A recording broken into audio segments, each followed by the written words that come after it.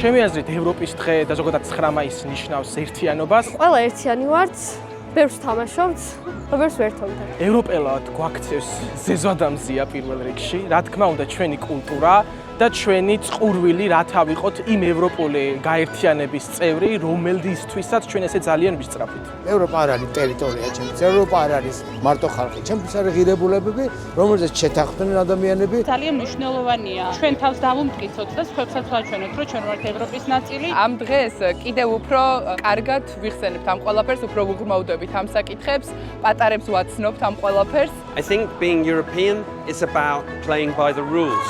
In Europe, we know that for big countries, small countries, you need rules so that everyone can live safely and happily. ჩემთვის ევროპელობა ნიშნავს ქართველობას იგივე, იმიტომ რომ ფასეულობები, ღირებულებები, ქართული ღირებულებები და ქართული ფასეულობები ერთ-ერთი ჯდება ევროპულ ღირებულებებთან და ფასეულობებთან. ევროპელობა ისეთი საკითხია, მე დავიბადე 2003 წელს აწუყო დამოუკიდებელ საქართველოში და ჩემთვის სხვანაირი ყოფა არასდროს არც ყოფილა წარმოდგენილი. ჩემთვის ეს არის კოდი, რომელიც არის ჩემში და ჩემს მეგობრებში ცალსახად, რომელსაც ვერავინ არასდროს ვერ წაგვართმევს.